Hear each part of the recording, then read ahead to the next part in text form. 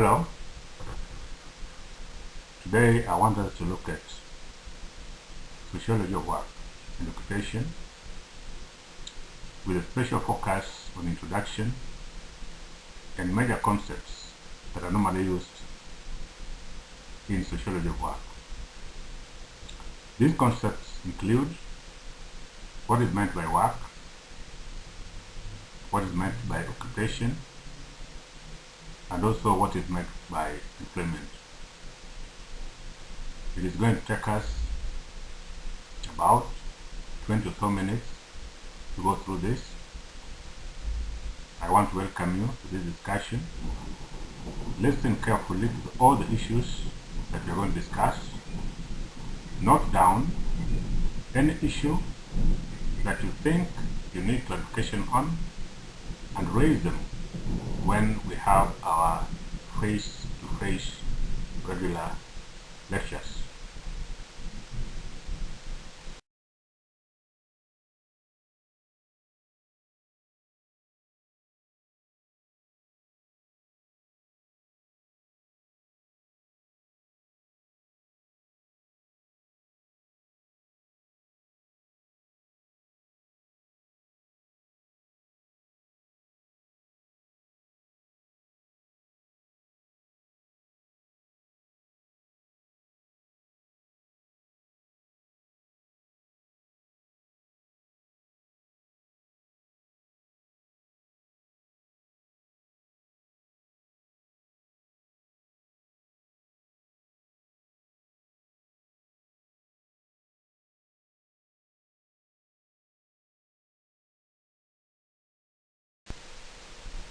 The first issue that we want to seek to understand is what is meant by sociology of work.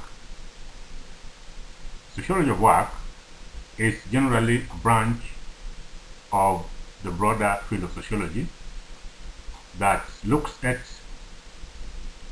work and the social aspects of work. It's also defined as the study of work-related problems and the pattern of relationships at the workplace. It is important to note that at the workplace, employees develop certain patterns of communication, relationships, work methods that could either enhance their output or undermine their output.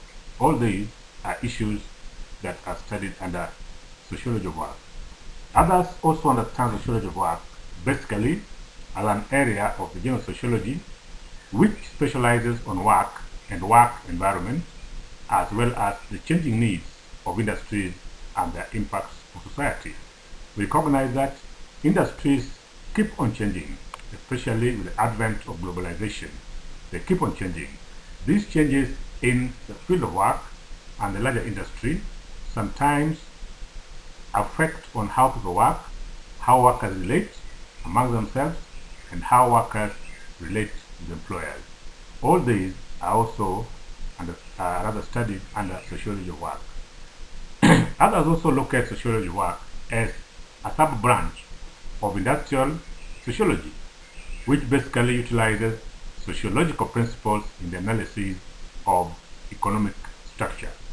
With those definitions, I'm sure that you are able to understand what exactly sociology of work is.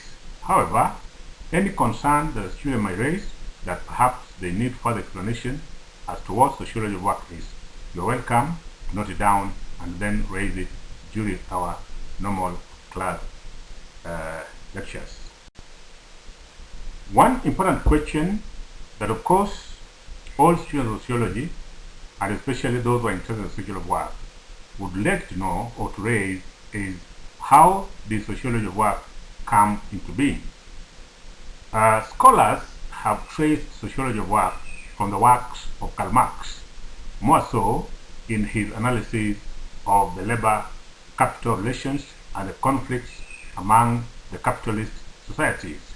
The discipline centers on work for gainful employment.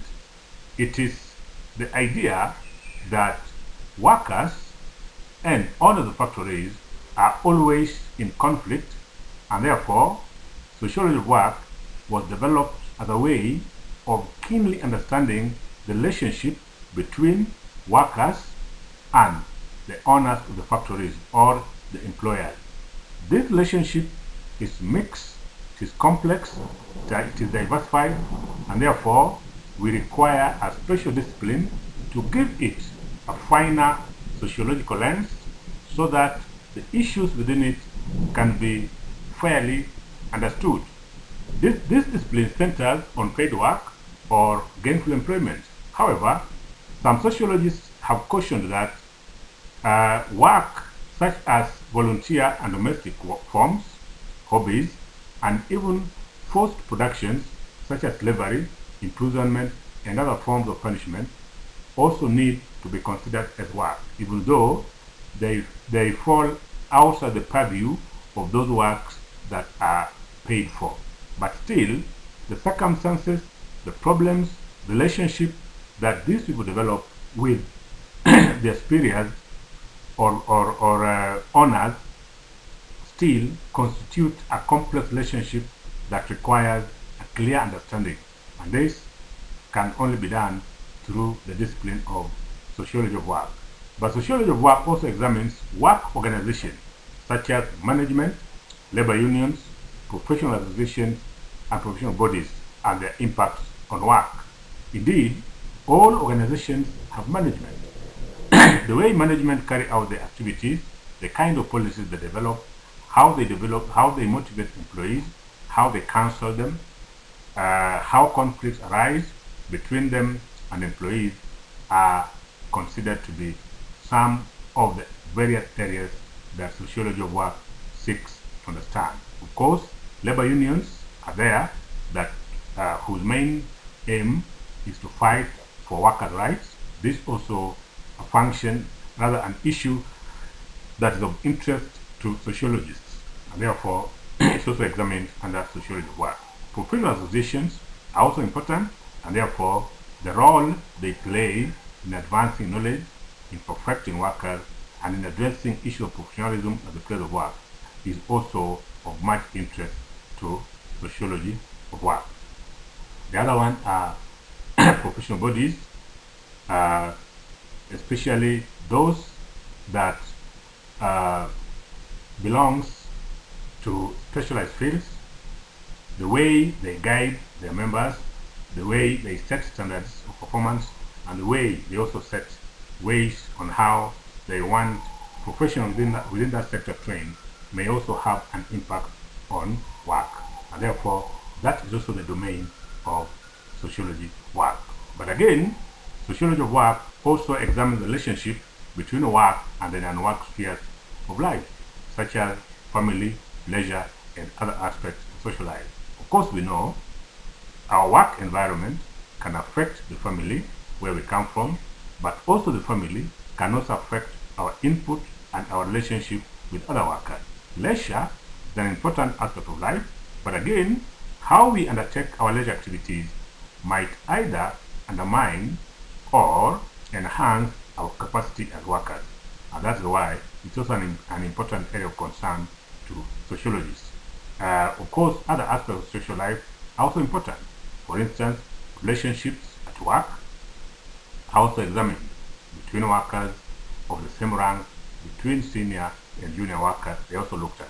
And of course, how it can affect the output of work in any given organization. This is also of much interest to the sociologists who are specializing in this branch of sociology. We then seek to understand some of the concepts that we are likely to encounter in this particular discipline. One of them is work. What is work? In sociology, we understand work as carrying out tasks which involves expenditure of mental and physical effort, and whose objective is production of goods and services. Therefore, when we talk about work, we simply mean undertaking certain tasks. However, those tasks require us to spend or to put into use certain effort. Such efforts could be mental or it could be physical. But the end product of such effort should be production of goods and services that are helpful to society. In other words, if you engage in activities that result in production of goods and services, but such goods or services are destructive to society, then in sociology it is quite difficult to classify such effort as work. Work is also defined as expenditure of energy through coordinated activities intended to produce something useful. Indeed, any single production, for instance, if you want to produce furniture, it involves a lot of things. Purchase of materials, nails, wood, among other materials. Ensuring that they are treated properly, ensuring that they are properly joined, and ensuring that the furniture is properly finished. It has a fine finish, and therefore there are several activities that are undertaken on any single work, and these activities must be coordinated. Otherwise, without coordination, there is nothing useful that can come out of such effort. Work has been said to either be pleasant or unpleasant, and it can also be associated or not associated with economic exchanges. There are certain works that we do that we are happy about. There are certain others that we do that we are not happy about. Those that we are happy about, we derive a lot of excitement in them, and we feel more motivated when we undertake them.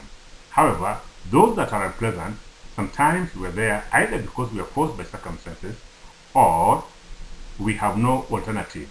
And therefore, what's available is that unpleasant work that we need to undertake to make a living. Sometimes it is said that certain works may result in economic exchanges, just like or others may not. For instance, leisure is work, volunteership is work, but sometimes what we derive there is not economic exchanges. Perhaps it is a psychological satisfaction that we get from it. So, not all work necessarily leads to economic exchanges. Some leads to psychosocial exchanges. That is, the fulfillment, the inner fulfillment, or the emotional fulfillment that we get out of it, perhaps is what motivates us to undertake such tasks. Another important concept that we'll encounter in this course throughout is occupation. What's occupation? Occupation is work which engages a person throughout the day. That is, from morning to evening and on a repeated basis. That is what we call occupation. Otherwise, if you do something for say 1 hour, for 30 minutes, and you leave it, and the whole day you are not doing it, another time that you do it perhaps is several months later, we cannot call that as an occupation.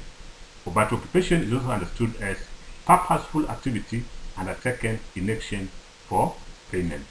So where payment is involved, then that kind of tasks, we call it occupation.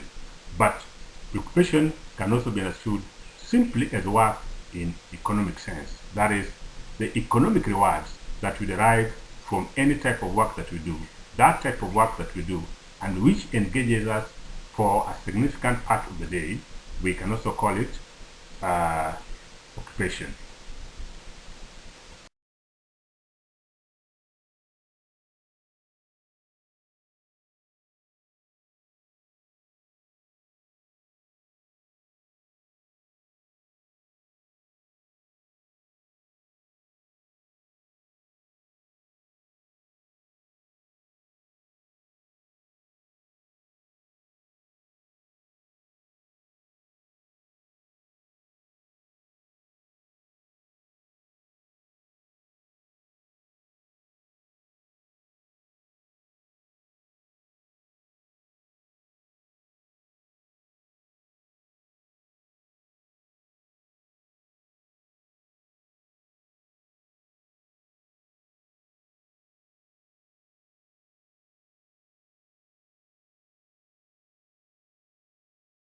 How important is occupation in our lives?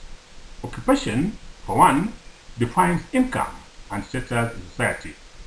It also defines our attitude, but also say more about our academic or technical qualifications. We all work or we all engage in occupation to derive a living, to derive some income. And through that income, we are able to meet certain basic needs in life. But occupation also gives us status. Certain jobs, when we do them, we feel more respected, we feel more recognized, and we feel more powerful. Others, is the opposite of that.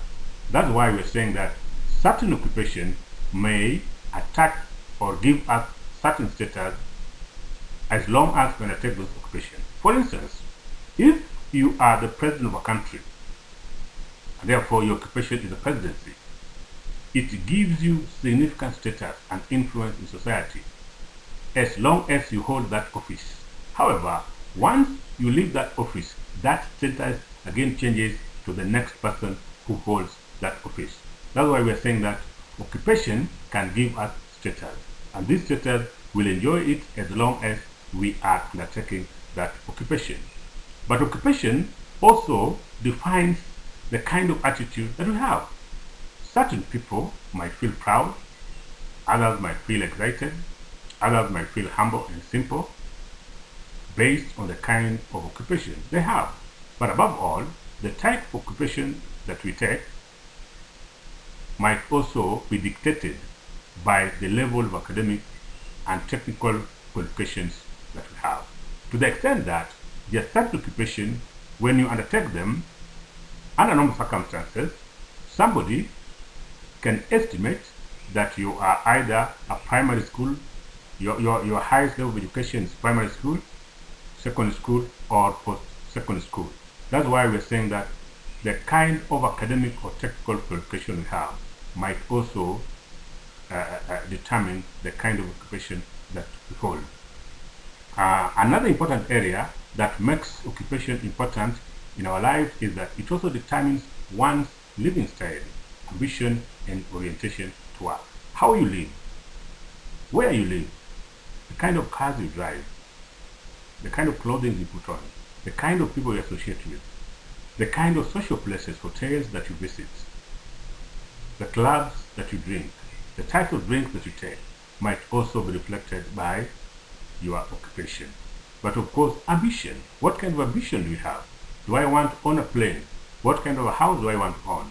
What kind of a family in terms of education do I want my children to achieve? Which kind of places do I wish to visit in my lifetime might also be determined by the kind of occupation one has. But also important is orientation to work. That is, how socialized towards work am I? It might also be determined by the kind of occupation that we have. Therefore, occupation is an important thing in our lives because it determines income, it determines status, it determines our attitude, it reflects the academic or technical qualification that we have. It also determines the kind of lifestyle that we enjoy, the kind of ambition that we have, as well as the kind of orientation we have towards work.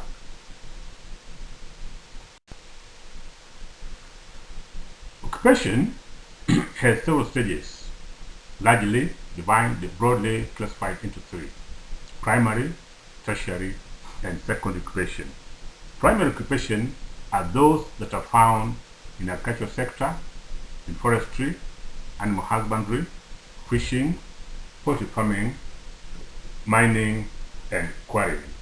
Then we have the secondary occupation, and these are those that involve the conversion of raw materials into finished products. They are largely found in manufacturing, in the construction sector, and related activities.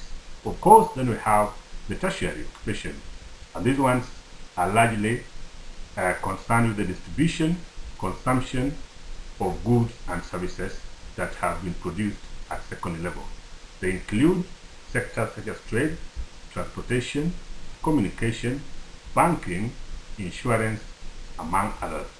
Their aim in tertiary occupation, the larger responsibility is to facilitate the distribution and consumption of goods and services produced at primary as well as secondary occupational level.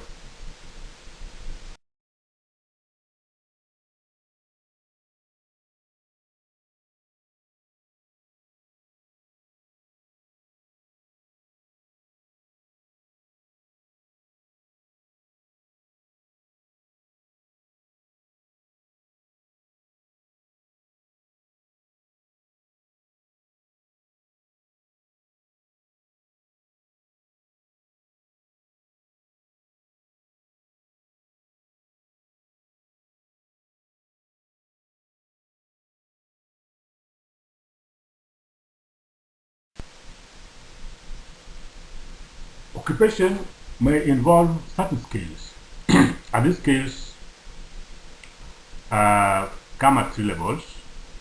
We have what we call unskilled occupation. These are basically those that can be performed by illiterate people, since they only require physical labor.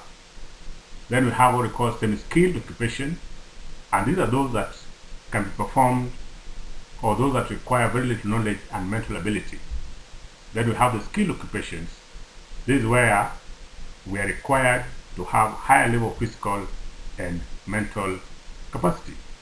But it's also important to observe here that some occupations are highly feminine, while others are masculine. In other words, there are certain occupations, such as nursing, that a significant proportion of the occupants are female,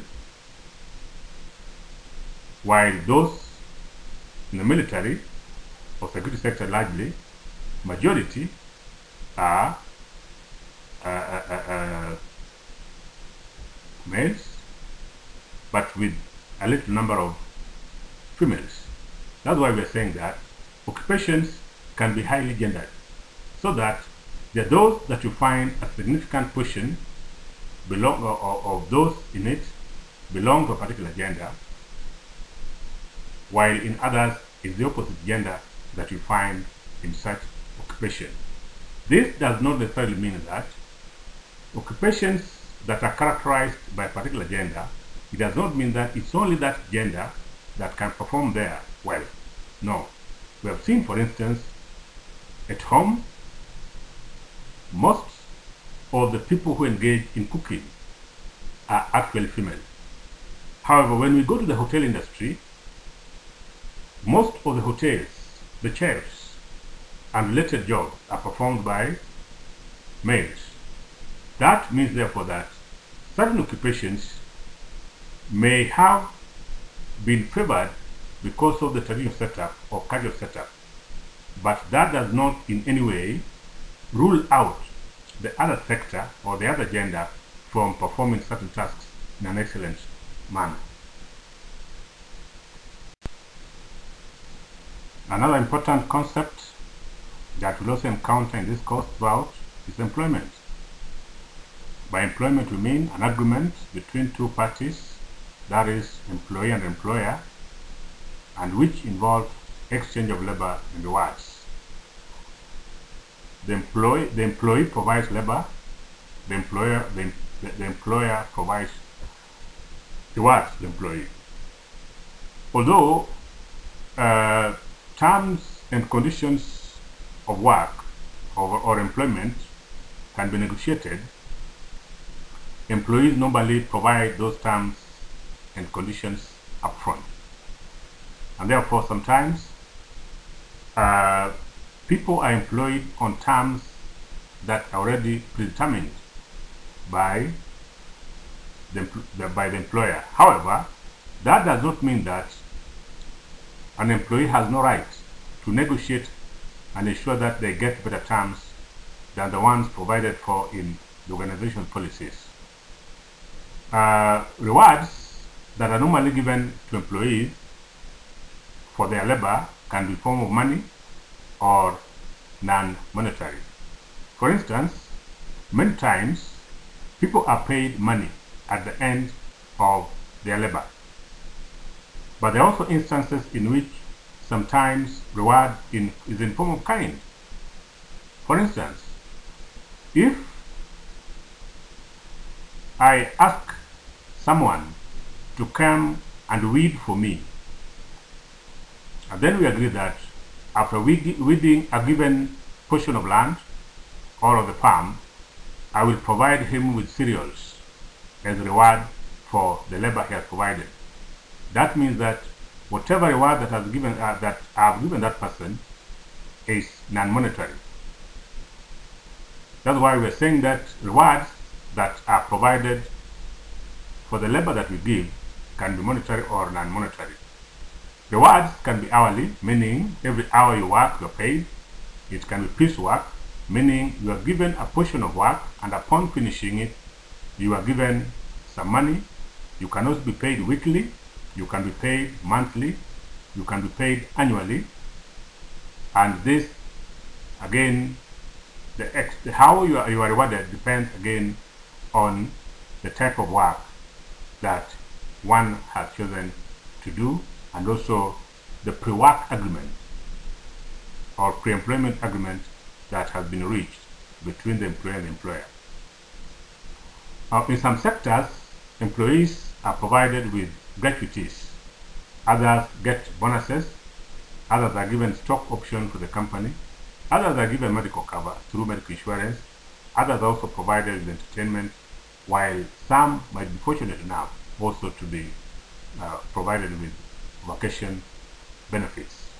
Of course, these are not the only benefits that are available to employees. Depending on their capacity and the human resource policies and also the position one holds an organization, the benefits that are provided over and above the salaries could be much, much more than what we have mentioned here. Employments can come in many forms. One of them is full-time and part-time employment. Full-time basically means that you are a regular employee and you work on a daily basis and you cover an average of 8 hours per day, translating to 40 hours per week. That is excluding weekends. However, there are employees who, by the nature of their terms and conditions of work, may work for a shorter period or a longer period than the 40 hours per week. Full-time employees are entitled to certain benefits, such as annual leave, sick leave, compassionate leave, career and even long service leaves. Part-time employees normally work for less than 40 hours in a week, and they have specific hours upon which they work. It may be 2 hours per day for a given number of days in a week, or 2 hours per day every day, depending again on the kind of agreement that they have made with their employer. They receive the same wages and conditions as full-time employees, except that there are certain benefits such as leaves that they may not be entitled to.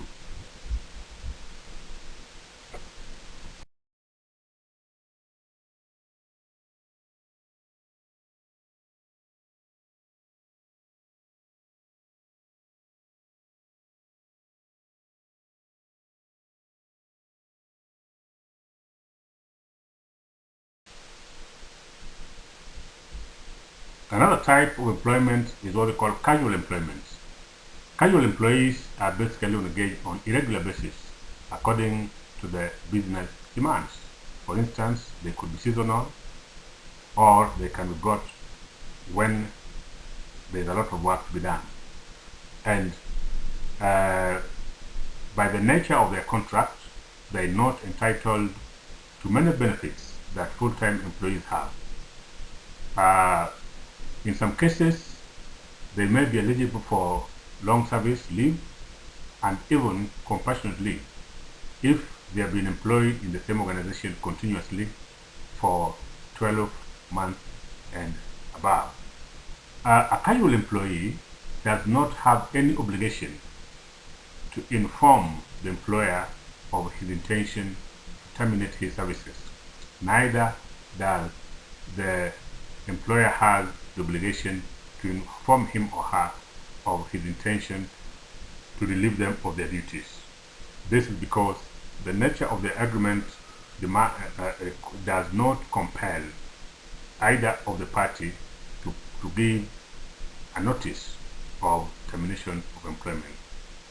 Employment can be terminated at any time. However, on humanitarian ground, it is important that either party informs the other about their desire not to continue with providing their services in the organization.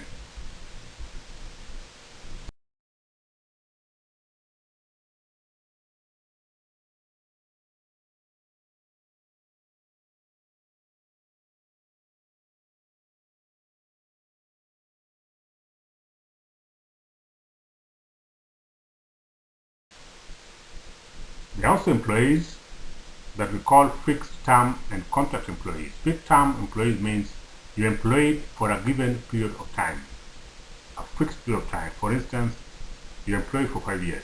Upon the expiry of those 5 years, your employment ceases. Contract employees are also normally employed for a given term, a given period. However, they're eligible to renew their employment depending on the kind of arrangement they have and depending on the previous performance. For instance, a contract employee can be employed for, say, 5 years. Upon the end of 5 years, depending on the kind of agreement, pre-employment agreement, or depending on the performance that you have shown, the employer might decide to renew your contract, or an employee himself may decide to renew his or her contract if he feels that the relationship between him and the organization is good and his services or he's being rewarded well for his labor. Then he may opt to extend his stay in that particular organization.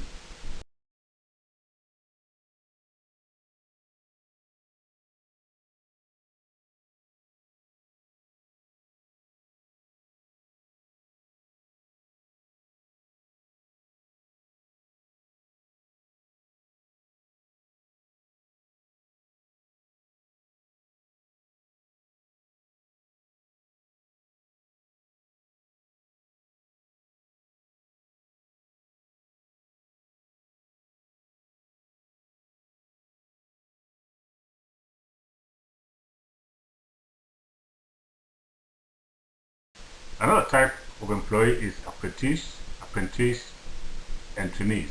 Of course, provided they are what they are and how they are taken care of in the organization.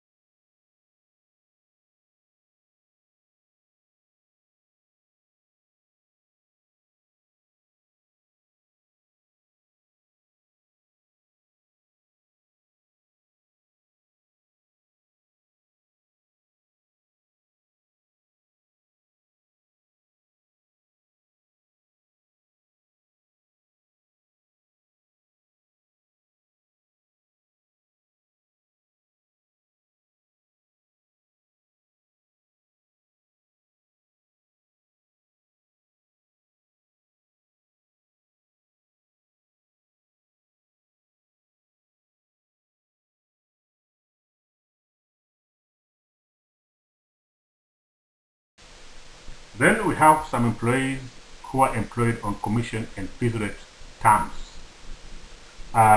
Piece rate implies that you are given a one-off payment for the work that has been done. For instance, you have been bought or your services or labor has been hired, say, to make a table, and you agree that the labor cost for making that table is a given amount of money, say 5,000 Kenya shillings. Once you have done and made the table to the satisfaction of the person who has hired your services, you are paid that 5,000 shillings as was agreed. That is piece rate. Commission implies that payment is pegged on a given percentage of the work done at any given period. They are largely found in the service sectors. but also some cases in the goods sector. For instance, an agreement can be made that if you make sales of goods, say, in excess of 1 million, then you are going to be given a commission, say, of 5% of the sales, or 5% of that 5 million. That kind of employment arrangement is what we call commission employment.